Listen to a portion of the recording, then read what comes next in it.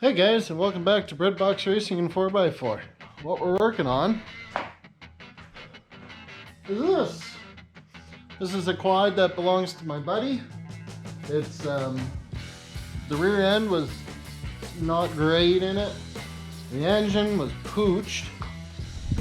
You can see it here. Like, pistons should not look like that at all. And we're kind of going to take both engines, slap them together and make one. So that one's no good, and the bottom end was shot. It ate a lot of stuff. It's no good. Hey guys, so as you can tell, this is old footage. I didn't have anything for the Porsche or the MG this week, so I was going through the drive and I found this and thought, well, I might as well make a video from it. That's what it was meant for. So there's missing footage, there's clips I've kind of forgotten the order of, so the videos might be a little bit janky, but I'll do the best I can. This build very quickly went completely off the rails, as you'll see in the next video. And so I'm going to try and do this whole build in 2 videos. Yeah, otherwise it just gets drawn out. This is the other quad we pulled the engine out of. It was also a Yamaha Timberwolf 250 or 225. Same basic engine, but later version, so this one has a high gear and a low gear. The other one just had high and reverse.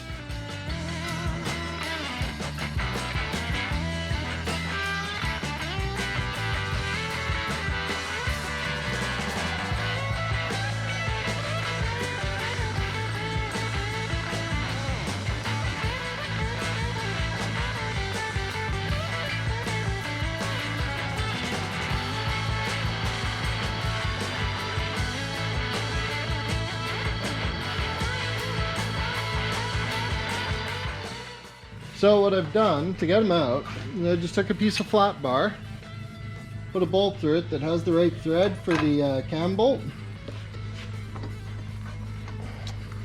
and it's effectively just made a puller for it. It actually is working pretty good. I put that on there. Okay, well I can't find the other head. But here's the short and the skinny of it. We had this head, but the camshaft and the rockers were absolutely wasted. Here's the camshaft. And yeah, bushing shouldn't be able to move like that. So, as you can see, the camshaft was gone. As a result, the rockers were shot, but this head, the valves, I'm not sure if you can, no, you can't quite see in there. Anyways, in this head, the valves were in good shape. Not rusty and not corroded. The other head, the camshaft was good, wasn't rusty, rockers were in good shape, but the valves and the intake and exhaust had both clearly had water in them. The valves were all rusted up. Not worth fixing. So I took the camshaft out of that head, put in this one. Because I was in a big rush at the time, because I was about to go on vacation, didn't wind up filming any of that. I'm sorry about that. So where we're at right now, head is fully assembled, valve lash is set, and it is ready to go on. We got the new cylinder here. No, that is not clamped. I haven't clamped to the gasket surface. It's only clamped to the cooling fins.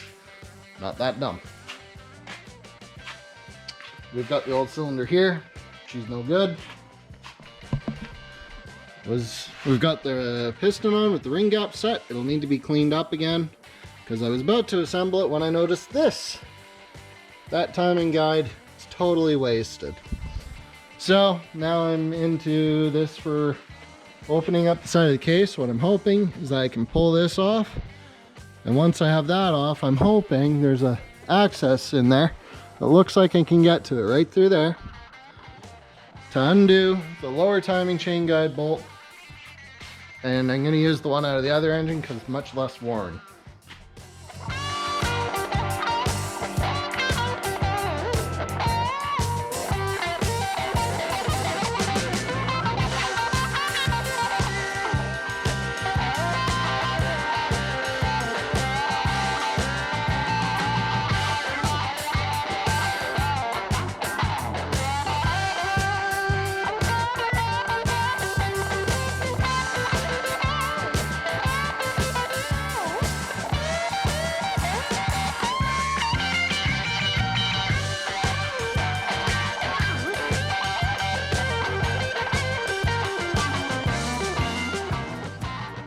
Okay, so that was a bit of a fight to get this counterweight off of the shaft, but that's I see now because it's a tapered shaft, so it was on there real good.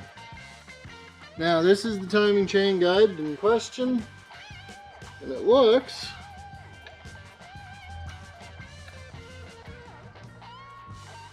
as though it's just pinned in place. So if I can get that snap ring off, pop these two gears out, we're off to the races.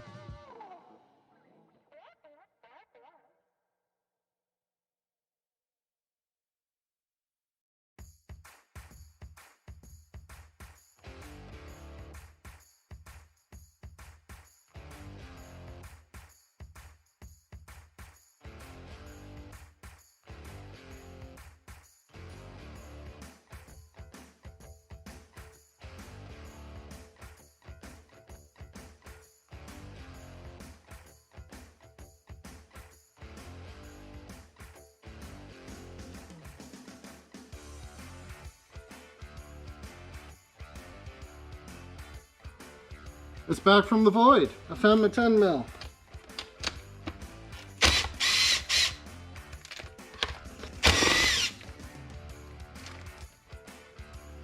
Come on. There we go. There we go. One FUBAR timing chain guide. And man, that thing is in bad shape.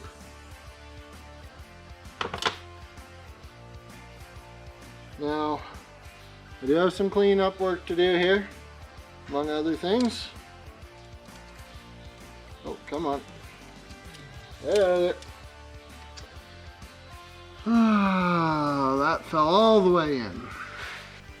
So I'm using an impact driver here. If you don't have one and you work on motorcycles or power sport stuff, I highly recommend one. It's a screwdriver. You hit it with a hammer. It's got a little spline in it. So when you hit it, it rotates. So you can break screws loose without stripping them, which can sometimes be hard on old motorcycles and stuff. Alright guys, it's been like a week. Not quite. Anyways, I finally got that off of the parts engine. See, I basically had to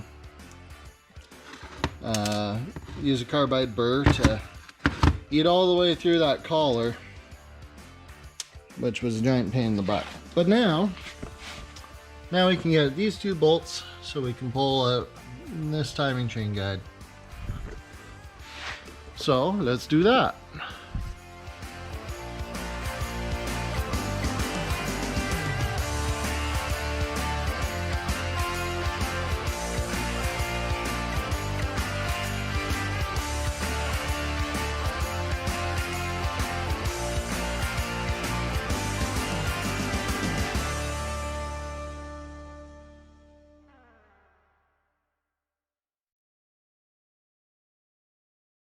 So you saw us trying to remove a broken off bolt there. It didn't work. I forget if it was a drill bit or the removal tool that broke off inside the bolt. But at that point I was pretty much screwed. So I figured, you know what? We've got one of the two. It's just timing chain guide area. So it's not pressurized oil. It's just got hold in splashed oil. So we put some RTV on both sides of the gasket. And I mean, it's been 2 years and it hasn't leaked. So Theory must have worked. We also put the timing chain guide in, and you saw the little zap strap there. That's just to help keep the thing timed while I work on it.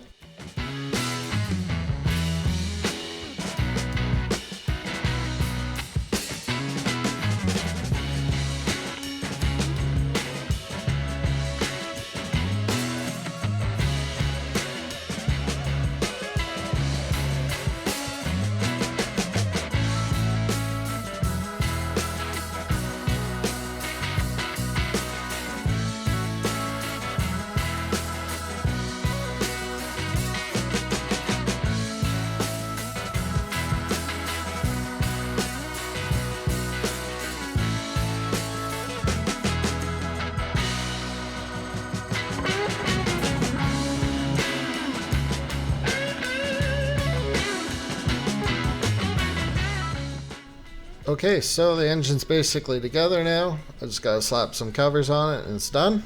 So next week I'll show you the rest of the debacle making this quad was. So thanks for watching.